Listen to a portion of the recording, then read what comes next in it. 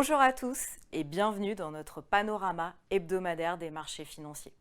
Cette semaine, la poursuite des tensions sur les taux souverains, notamment américains, a pesé sur le sentiment des investisseurs.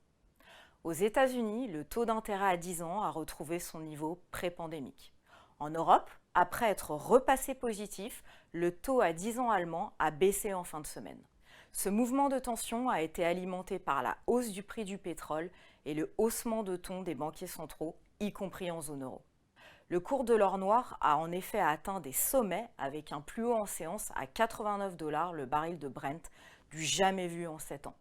Le reflux des inquiétudes sanitaires, des craintes concernant les installations pétrolières aux Émirats arabes unis suite à un attentat, et bien sûr les tensions géopolitiques liées à la situation en Ukraine ont pesé sur les prix du brut, alimentant, in fine, les peurs inflationnistes. Tout cela a rendu certains membres de la BCE plus circonspects, notamment le gouverneur de la Banque de France, qui a déclaré que l'institution pourrait adapter plus vite sa politique monétaire si l'inflation devait s'avérer plus persistante. Les minutes du comité de décembre, publiées ce jeudi, ont par ailleurs confirmé la division des gouverneurs sur cette question. Les commentaires plus accommodants de Christine Lagarde le même jour semblaient d'ailleurs vouloir rééquilibrer la balance. Du côté de la Fed, la rumeur d'une hausse du taux directeur de 50 points de base dès le mois de mars agite le marché.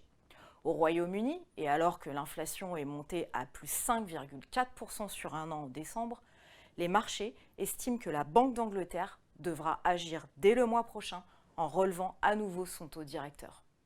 Contrairement à ses homologues, la People's Bank of China a poursuivi son assouplissement monétaire cette semaine afin de soutenir son économie. Les publications économiques de la semaine restent mitigées.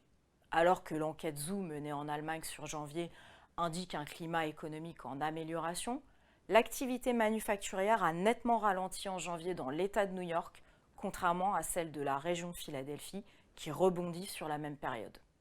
Dans ce contexte incertain, les marchés d'actions n'ont pas repris leur progression cette semaine, avec un S&P 500 en forte baisse depuis sa réouverture après le Martin Luther King Day. Quant à l'Eurostoxx 50, il baisse légèrement.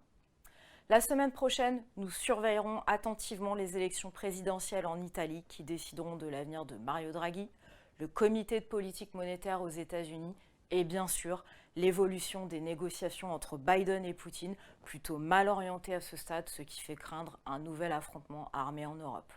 Bon week-end à tous et à la semaine prochaine.